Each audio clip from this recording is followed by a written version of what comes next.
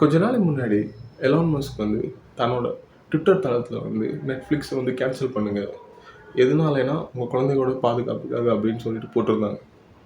ஏன் நெட்ஃப்ளிக்ஸில் வந்து அடல்ட் ஓரியன்ட் கண்டென்ட், அதுக்கப்புறம் பெட் ஸ்பிளாஷ் கண்டென்ட் நிறைய இருக்கும்.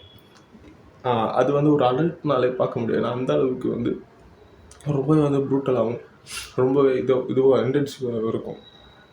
அதில் வந்து கார்ட்டூன் செக்ஷன் ஒன்று இருக்குது. அதில் வந்து ஃபுல்லாக கார்ட்டூன் சீரீஸு மூவிஸ்லாம் போட்டுட்ருப்பாங்க.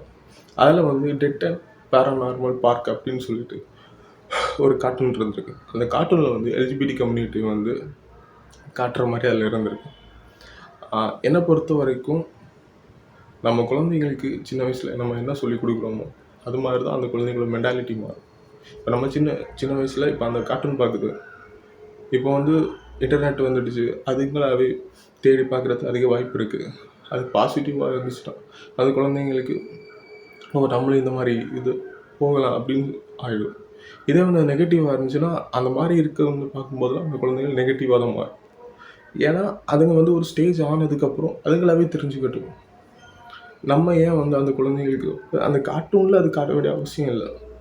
ஏன்னா கார்ட்டூனாகவே இருந்துட்டு போகணும், சைல்டுஹுட் மெமரிஸாகவே இருந்துட்டு போடும். ஏன் தேவையில்ல எல்ஜிபிடிக்கு அந்த இதெல்லாம் கொண்டு வரணும்னு அவசியம் இல்லை. இதனால தான் வந்து எலான் மஸ்க் வந்து நெட்ஃப்ளிக்ஸ் கேன்சல் பண்ணுங்க அப்படின்னு சொல்லிட்டு ட்வீட் போட்டிருந்தார்.